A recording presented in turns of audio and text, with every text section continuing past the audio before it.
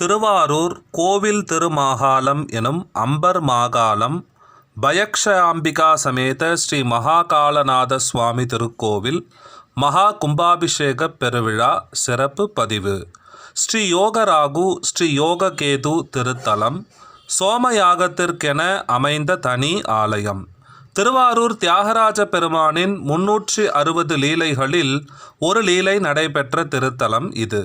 சிவபெருமானின் பல வடிவங்களில் சில எழில் கொஞ்சும் வடிவங்களை ஒரு சில திருத்தலங்களில் மட்டுமே தரிசிக்க முடியும். அகோரமூர்த்தி, காமதகனமூர்த்தி, கஜசம்ஹாரமூர்த்தி, தக்ஷசம்ஹாரமூர்த்தி, காலசம்ஹாரமூர்த்தி, ருத்ர பசுபதியார், சட்டநாதர் போல இறைவனின் புலையன் வடிவத்தை இங்கு மட்டும் தரிசிக்கலாம்.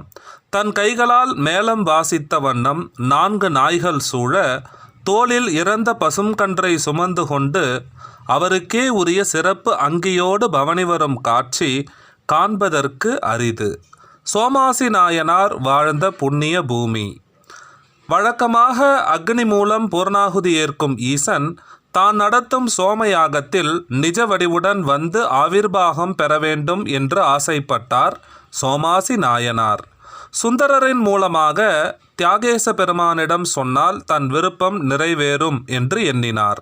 சுந்தரருக்கு கபம் அதிகமாகி இருந்தபோது தினசரி அவரின் கப நோய் தீர சுந்தரரின் சமையல்காரரிடம் தூதுவளை கொடுத்து வந்தார். இதனால் அவரது கபம் நீங்கியது. சுந்தரர் சமையல்காரரிடம் விவரம் கேட்க சோமாசி நாயனாரே தினமும் தூதுவளை கீரை தந்ததை கூறினார். சோமாசி நாயனாரிடம் கோரிக்கை என்ன என்று கேட்க அவரின் ஆசையை சொல்ல சுந்தரரும் தியாகராஜ பெருமானிடம் அது பற்றி உரைக்க பெருமானும் வருவதாக வாக்களித்தார்.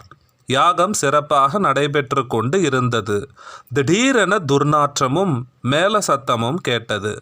4 நாய்களுடன் இறந்த கன்றின் உடலுடன் புலையனின் மனைவி கல்குடம் சுமந்து வர யாகசாலையை நெருங்க அனைத்து அந்தணர்களும் அங்கிருந்து விலகி ஓடிவிட சோமாசி நாயனார் மட்டும் நம்பிக்கையோடு யாக அவிர்வாகத்தை அவரிடம் தர முனைய விநாயகப் பெருமானும் வந்திருப்பது ஈசன் என்று சைகையால் உரைக்க சோமாசி நாயனாரின் அவிர்வாகத்தை சிவபெருமான் நேரடியாக ஏற்றுக்கொண்டு பின் தன் தியாகராஜ வடிவத்தை காட்டிய திருத்தலம் இது.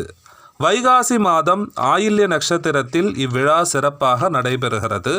அம்பகரத்தூர் பத்ரகாளிக்கு ஏற்பட்ட தோஷத்தை நீக்கியதால் சிவபிரான் மகாகாலநாதர் என அழைக்கப்படுகிறார்.